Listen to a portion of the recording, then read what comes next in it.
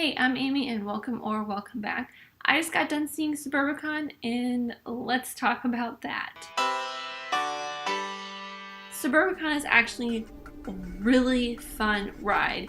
I was super excited for this movie when I first heard about it and saw the trailer. It looked so cool, and to see another George Clooney movie directed by George Clooney, not him starring in it, was something I was really excited for as well. Not to mention Matt Damon and Julianne Moore looked superb in the trailers, and Oscar Isaacs, well, he's great in absolutely everything, even something bad, so I was super stoked to see him as well. But this movie turned out to be nothing like what I thought it was. It's a home invasion movie turned into a mob kind of movie, I think.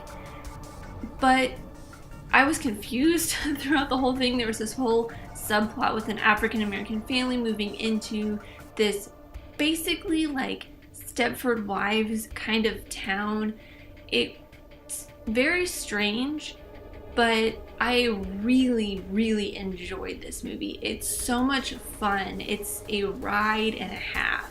I know I have been harping on the logos for the different production houses for the last couple of reviews, but they have been really stepping up their game recently. Not just Universal. This was a Paramount movie, I believe. Pretty sure it was Paramount, but they had all of their logos. Like, Paramount had their usual logo with the stars and the mountain, but then after that, they had stylized logos for them and any of the other production houses that worked on this movie, which I thought was super cool. And those logos kind of fed into this fake advertisement that was very 60s and very cool, that kind of described what Suburbicon, the town, not the movie, but the town Suburbicon was all about. But like an infomercial just trying to get people to come live there. The music and colorization of this and like pretty much everything about this was very on point 1960s, and I really loved it. They had the colorization down to a T. Like, it just felt like I was watching a movie from the 1960s, except it was like on a big huge screen in HD, and it wasn't like some crappy film kind of movie, but it still felt very stylized, very 60s, very authentic. The movie is slightly gruesome and bloody, which I didn't really expect. I mean, you can tell from the trailers that Matt Damon's character is bloodied up a little bit, but you don't really get the gist of how bloody and gory this gets. It's a little insane, so if you are squeamish towards that, I probably wouldn't recommend going to watch this, or go with someone who has already seen it and wants to see it again and they can warn you, because it does get a little gross at one point. I'm not usually that grossed out by kind of blood and guts, but there was one point that I was just kind of like, ooh, cringing a little bit, and I had to look away for a second. The movie is very slow building. It's not slow paced necessarily, but it's just slow to build up to kind of the more action and climax of the story, because the climax is like the last maybe 15-ish minutes of this movie, and it has a really different kind of ending. I never would have expected kind of the flow of this movie, and I think the slow build up to it is kind of what helped build the tension and make the ending as satisfying as it was. At least for me personally, I feel like it's a very satisfying ending. It does have a very interesting kind of point of view, not like from the camera wise, but just from the storyline wise. This might be a little bit of a spoiler, so if you want to go into this knowing zero about what happens, close your ears. The point of view of this story is kind of told from the son's perspective. It's not necessarily like I said, from his perspective, like point of view camera wise, but you really kind of get to know these characters through Nicky, the son's point of view, and kind of learn what his dad and aunt are doing while he learns it, if that makes sense. It's kind of a weird way to put that. This was a very different role for me to see Matt Damon play. Normally, I've seen him in more of the action movies or the heist movies like Ocean's 11 and The Bourne Identity, not necessarily in that order with those genres, but yeah, it's kind of different to see him in this more like family man kind of movie. He's in a lot of like family oriented movies like We Bought a Zoo, so it's kind of interesting to see him in this, and I really loved seeing him in this. It's a very different kind of style. It's a very different kind of role to see him play. And my last thought before I go into kind of the things I didn't like about this or that bugged me was this movie felt very familiar to me, even though I hadn't really seen it or seen any movies like it. It just had this kind of familiar feel, like a nice warm blanket that you get out of the dryer or something. But it's not a nice warm fuzzy feeling blanket, it's a very gritty blanket. But the reason I realized while I was watching the credits for this that it felt so familiar is because this was co-written by George Clooney, another writer, and the Coen Brothers.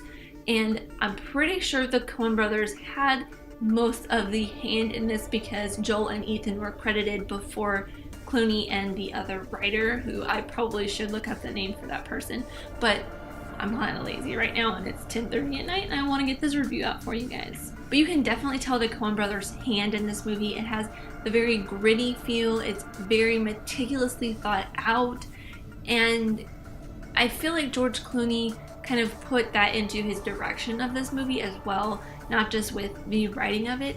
So it just has this very familiar feel to me as a fan of Coen Brothers films. There wasn't much about this movie that I disliked or that bothered me. I was a fan of pretty much a lot of it, but there, at least from an editing and filmmaking point of view, there were a lot of J-cuts. If you don't know what L or J-cuts are in the editing world, it's when a audio clip and a video clip overlap between scenes. So in Suburbicon, they take the audio from the next scene and kind of undercut it under the current scene that's playing. So you'll see like a shot of Matt Damon in his office, but underneath it, you'll hear someone talking or music playing or something happening from the scene that's coming up next. Which I mean, it works in some places, but they use it probably like 4 to 5 different times in a 20-minute span. So it just kind of got to be a little bit too much for me. But I feel like I'm probably the only person that really noticed that or really cared about that. The only other thing that really kind of bothered me about this was the storyline with the African American family. They are pretty much the focal point for a secondary storyline, and it really doesn't do anything. It just kind of shows that Nikki has this friend, I guess, and kind of pushes the blame for what happens to Nikki and his dad and all of their family kind of tries to get pushed onto that family because everything starts once they move in. But I don't really get that until the very end.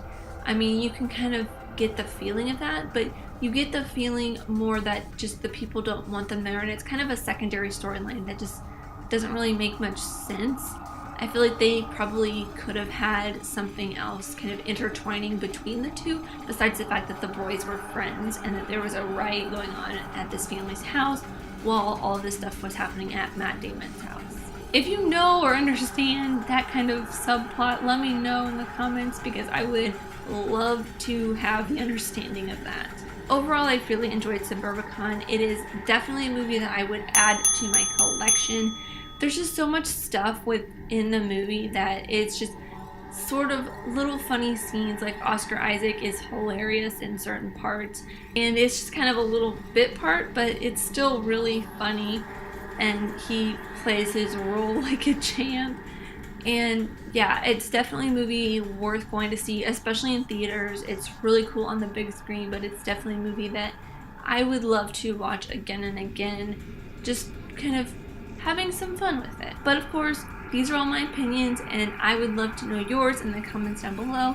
Let me know what you thought of Suburbicon. Just a quick heads up, if you guys want early reviews, exclusive reviews on TV shows that I can't do a full video on, trailer reviews, trailer reactions, that kind of thing, go check out Stardust. I did a 30-second review for Suburbicon over there the minute after I got out of the theater, so you should definitely go check that out. And I will hopefully be able to do some quick 30-second reviews over each episode of Stranger Things Season 2 on Stardust, but I won't be able to make a video on it this week, so please check that out. And thank you guys so much for watching. I appreciate you, whoever you are. Let me know who you are in the comments down below, and let's be friends. If you enjoyed this, leave a like and subscribe if you're new, because I love talking movies, TV shows, nerdy, fun stuff, and I would love to talk about it with you. So stick around, and I'll see you next time. Bye!